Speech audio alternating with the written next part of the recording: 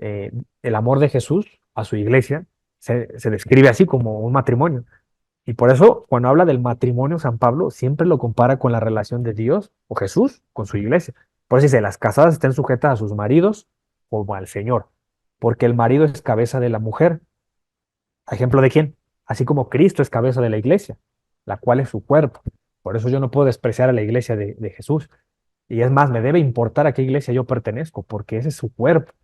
Entonces, si yo estoy en la iglesia correcta, estoy unido a la cabeza, que es Jesús.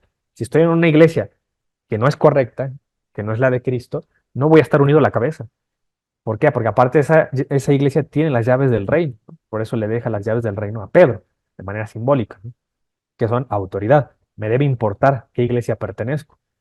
Entonces, por eso, digo yo personalmente, cuando yo retomé mi fe, yo por eso yo ya había estado con amigos protestantes y había aprendido de ellos, y incluso había estado en cultos de ellos y en pláticas que dan, diálogos, cuando estudian la Biblia ellos, ¿no?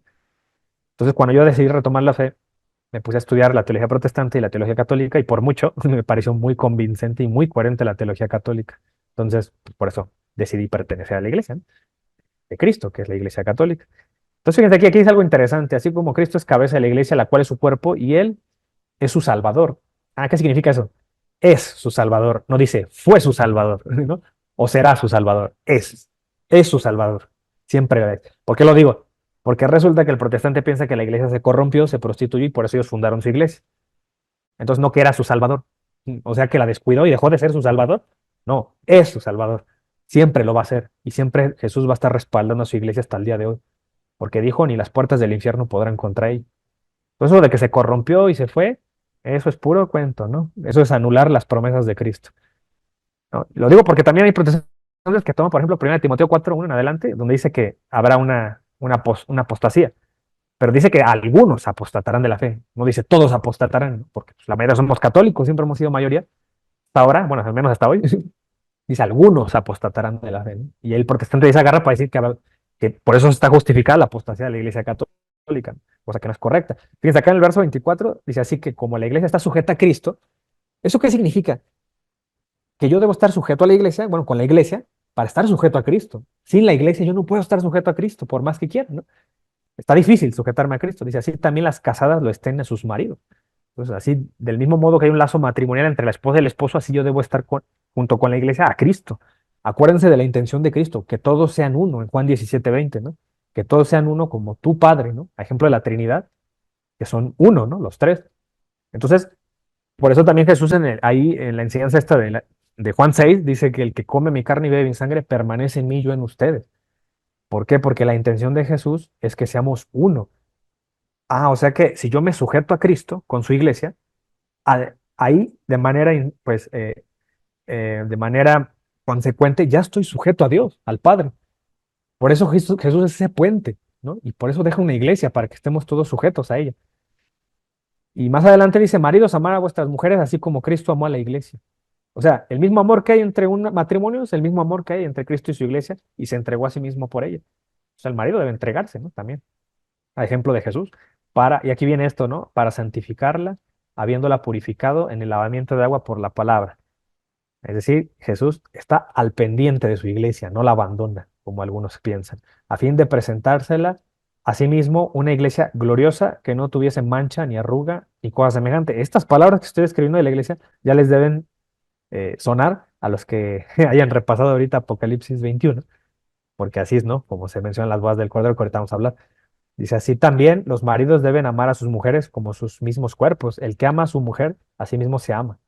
¿Por qué? Porque dice, el que ama a su mujer se está amando a sí mismo, porque ya son una sola carne. Entonces, el amor que tú debes demostrarte a ti mismo es el amor que tú le demuestras a tu esposa, ¿no? Del mismo modo, Dios hace eso con su iglesia y tiene esa unión mística, que eso todos, los dos son una sola carne. Ah, bueno, la iglesia también es una sola. Hay una unión mística ahí. Y más adelante dice esto, que también es muy bonito, dice, porque nadie aborreció jamás su propia carne, es decir, que Jesús no aborrece a su iglesia, no la abandona, dice, sino que la sustenta y la cuida, como también Cristo a su iglesia. Entonces, dense cuenta que con estos versículos no cabe aquí la posibilidad de que en la iglesia hay una desviación doctrinal, ¿no? Sí te creo que haya miembros que de manera individual a lo mejor se portan mal, incluso sacerdotes o obispos, pero que la iglesia haya perdido el depósito de la fe, jamás, ¿no? Porque Cristo no abandona a su iglesia. Aquí dice que no la aborrece, sino la cuida y la sustenta. Algunas traducciones dicen la alimenta. Pues no la abandona. Dice, porque somos miembros de su cuerpo, de su sangre, perdón, de su carne y de sus huesos. Y ya quedamos que esta expresión de que dice que somos de su carne y de sus huesos, ¿no? Que es una expresión que, por ejemplo, dijo Adán, ¿no? Ahí va, esta sí es carne de mi carne y hueso de mis huesos, allá en Génesis 2, ¿no? 2:23. Y también lo vimos ahí en segunda de Samuel, en el capítulo 5 verso 1 cuando el pueblo le dice a David, hueso tuya y carne tuya somos, ¿no? Pues hay una unión ahí que tienen con David, del mismo modo que Adán y Eva y del mismo modo que Jesús con su iglesia. Y dice esto, por esto dejará el hombre a su padre y a su madre y se unirá a su mujer y los dos serán una sola carne. Vean, es la unión mística que les digo en el matrimonio y San Pablo la toma para tomarla como una unión mística entre la iglesia y Jesús.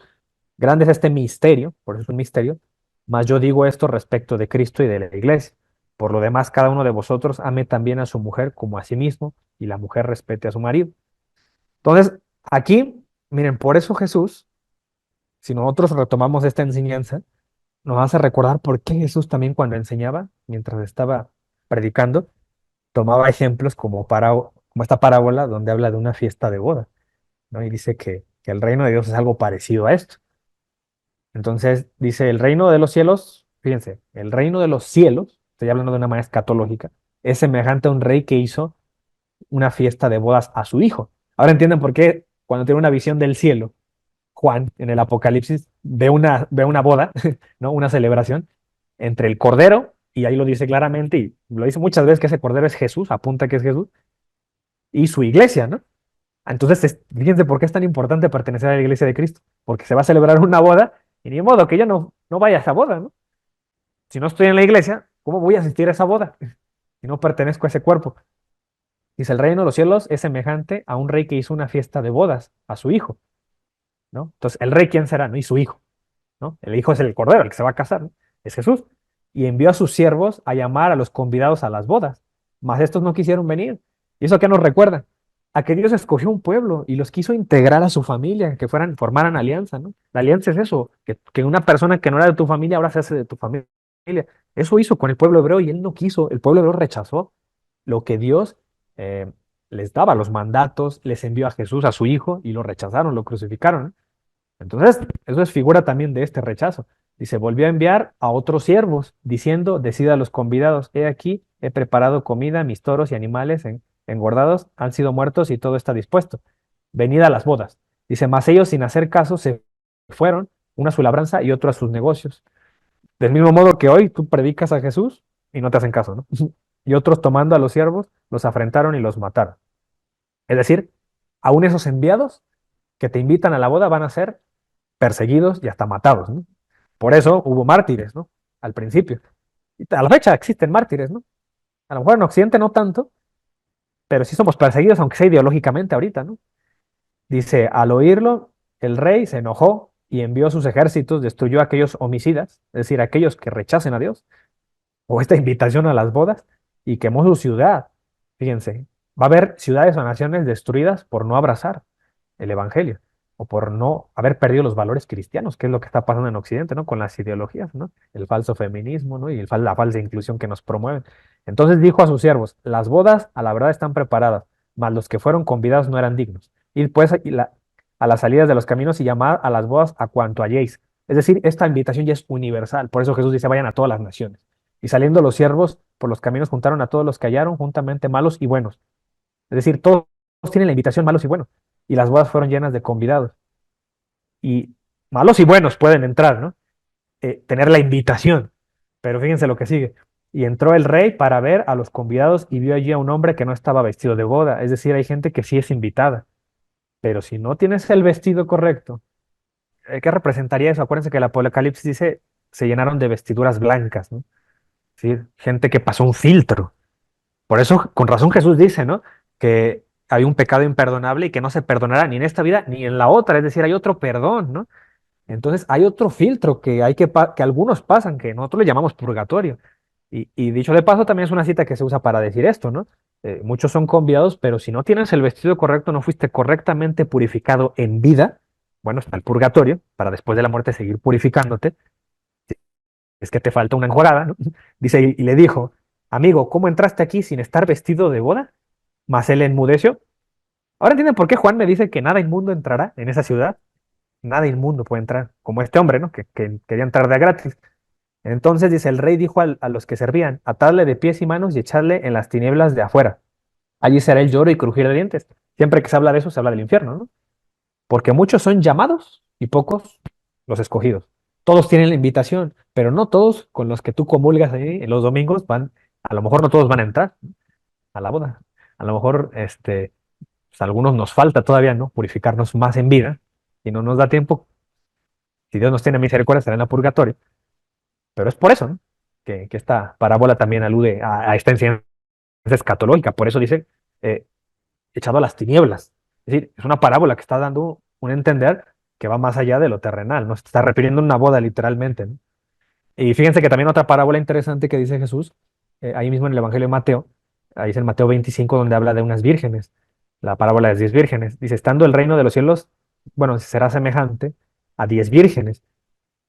Aquí la enseñanza central, una vez se las digo, es que el reino de Dios, o más bien la venida de Cristo, no va a haber aviso.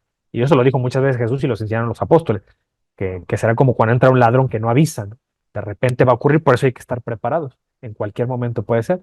Y será semejante a 10 vírgenes que tomando sus lámparas salieron a recibir al esposo. 5 de ellas eran prudentes, fíjense, la mitad eran prudentes y la otra mitad eran insensatas.